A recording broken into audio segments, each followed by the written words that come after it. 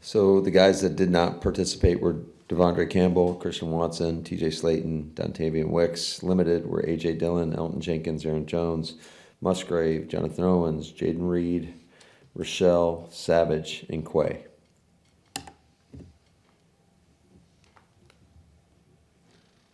A lot of times you'll study quarterbacks as they're coming out in the draft. Did you take a look at Jaron Hall at all, or what do you remember about that? Yeah, absolutely. And then pulled up some of his tape from earlier this season in the preseason.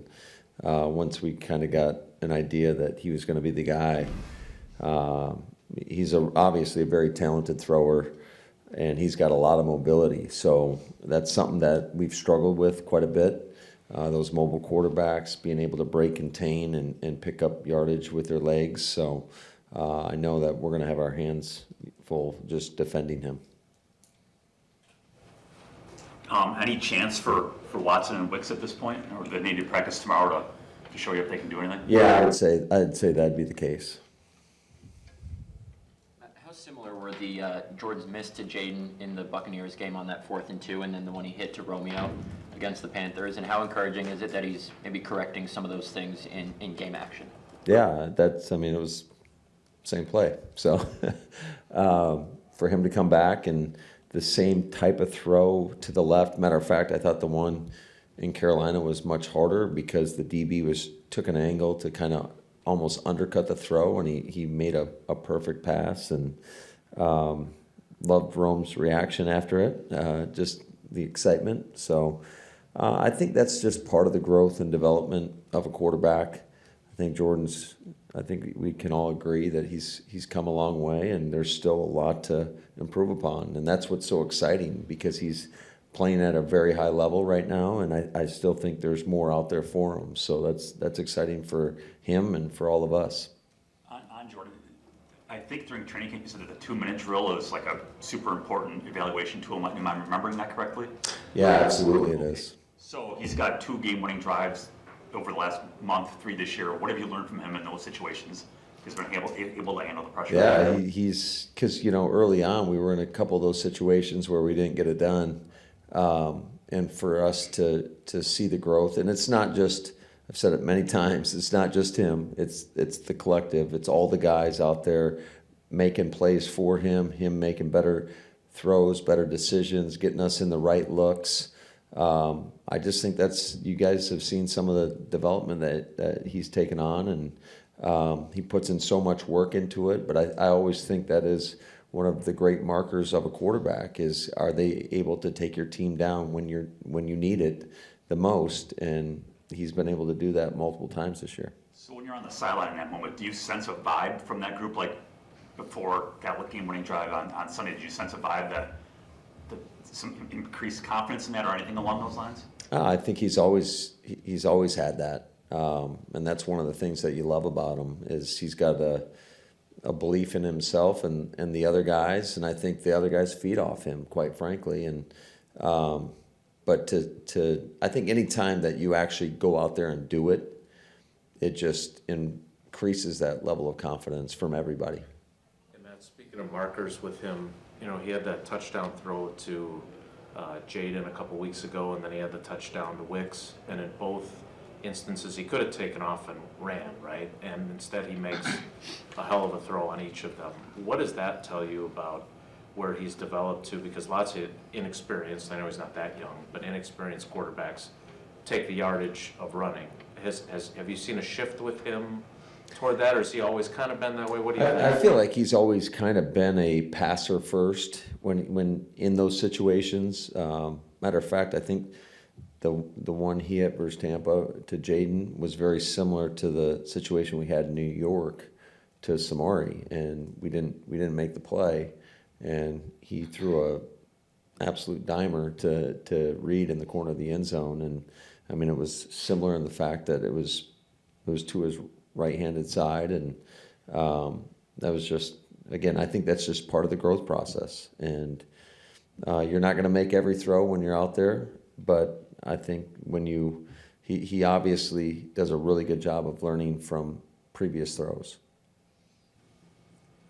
This might be the loudest venue you played this season inside US Bank, especially in that first quarter. You might have some guys that have never been in a place that's this loud. Is that something you've had some emphasis on this Oh, year? absolutely, absolutely. I think this is one of the best venues to go play a football game in. Their fans are very supportive of the home team, and they do a great job of, making it chaotic for the opposing team, especially for opposing offenses. That's something that we've stressed, we've shown. You see it on their tape, whether it's delay of game penalties, false starts, just that sense of urgency that you have to have in order to be able to operate, especially when you combine that with some of the looks they give defensively.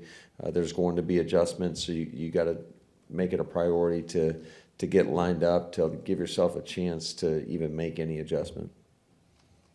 You had a guy who teams tried to double team or even triple team or try to take out of games. Remember the Baltimore game with Devontae.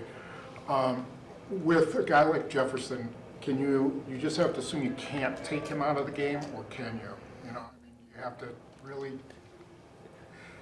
I think you can, but what is the cost? There's always going to, the more people you put on him, it opens up others, and they've got a lot of other talented players that, obviously like Addison is a problem, Osborne. So they got a lot of guys. Losing Hawkinson's a big deal because he's been really, really productive over the last 2 years that he's been there. And but just when you take one thing away, it opens up a hole somewhere else. So I think you just got to be calculated in your opportunities to try to take him out. Hey, Matt, I know these. Oh, go ahead. What would it mean to ring in the new year with a win? Well, it mean everything to us. I mean, we all know what's at stake, and certainly our guys are working hard. I thought we had a really good practice today, and I always think that's where it starts. And so we got a one-track mind right now, and that's everything on the Minnesota Vikings. And this is a really good football team. I think when you look at every phase, they're very explosive offensively. They got after us a little bit on teams last time we played them, and then their defense is one of the tops in the leagues right now, and their ability to just limit offenses, take the ball away. So it's going to be a great challenge. And I know these quarterbacks aren't all the same, but obviously Hall's not established yet, right? And Bryce Young has had some ups and downs, and so did Baker, and obviously DeVito's DeVito. How do you make sure that you guys defensively can figure out how to not allow kind of either an inconsistent or a not yet established quarterback to have the kind of success that those last three guys did? Yeah, I mean, and then you combine the fact that he's got really good players around him. I think they got a really good offensive line. When they've been running the ball effectively, and then just all the weapons they have in the passing game, it does make it a challenge. So I think it's important that you try to give some looks that maybe he has a little bit tougher time processing in order to hopefully make a mistake. But I think it's going to be absolutely imperative that we do a good job of trying to limit his ability to make plays off schedule, outside the pocket. And that's something I think he does exceptionally well. Musgrave was out there again today. How's he progressing? I can't imagine he was able to do a whole lot for 3 weeks. So I mean, how's he kind of on that ramp up? Yeah, I think he's doing an outstanding job, and he's going to be, like I said earlier, day to day. And but yeah, I think the progress he's shown, just his ability to run and getting his legs back underneath him, his wind back underneath, his wind back, I should say, and it's football shape when you haven't done it for a long time. It's a big deal. So it's just nice to have his presence out there, I would say, for everybody, for himself, for his own mental health. And this game means a lot to him. He puts a lot of time and dedication into it, and it's definitely important to him. If they medically clear him, are you playing him, or do you still need to see whether you know, he can withstand, you know, the hitting and just whether he's rusty or whatever. Is that what you're kind of looking at? Or I can see Yeah, I would say so. I definitely, you never want to put a guy in a position where first of all, he's got to be medically cleared, obviously. But you want to make sure that he's confident in what he's doing, and he hasn't played football in a while.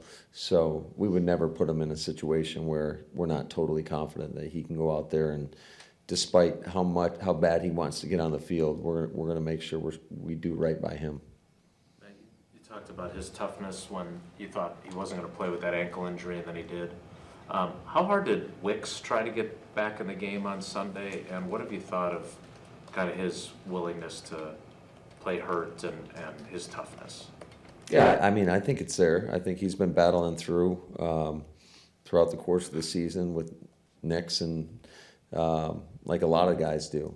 Jay Reed's a prime example of that. Just we all know how much pain he's been in, and he continues to get out there. And so, yeah, I think all the guys, you know, there's a learning curve, I would say, in terms of, you know, what you need to play through. And so I think that's just part of the growth process of a young player. Was Reed close last week? Because he had played through a bunch of things, and he wasn't able to go. Yeah, I would say he's always close. It's kind of always up in the air. But I know just the kind of competitor he is, that he wants to try to power through if he can. Matt, do you see young receivers with so much potential in their first off season realize things they've got to do to get through an NFL season, to be able to take those hits or to get through this long regular season? Yeah, I think it's a learning curve for all, whether you're a receiver, a D lineman, O lineman. There's a learning curve for every young player in terms of just, it's kind of a unique situation because you go from college to where all you're doing is training for the combine, and then you're right into OTAs, and so I would say it's a whirlwind for those guys, just mentally. I'm sure it's pretty draining. That's why I think that rookie wall thing is real. Obviously, our season's a little bit longer, but just when you think about the mental strain they have from their college football season through the draft process and into the NFL season and how long that is, I think it's just a long time to really be locked in and dialed in and focused on football. So I think the off season is a good chance to kind of decompress for a short period of time, and then you got to get back into training, and it's a different type of training, I would say, when you're as opposed to you're not really testing, or you know, you're not worried about going out there and testing and training for a 40-yard dash, and it's more functional football training than what you're doing when you're getting ready for the combine. Vrabel mentioned last week Bull Mountain's progress over the last few weeks of practice. Has that been a steady progression throughout the season, or did the switch just kind of flip recently? I think it's been a pretty steady progression. I think we've seen it in practice. You guys are just seeing it now. Just in terms of, I think for Bo and for many players in general, it all starts with their attitude. And this guy has been team first since the day he got here, and he's always striving to get better no matter what is asked of him, whether it's on the scout team, whether he's getting reps, you know, with the first team offense, whatever it may be, whether it's on special teams. And he's had a great attitude, a great mentality, and I think we've all seen a lot of growth and a lot of progress from him.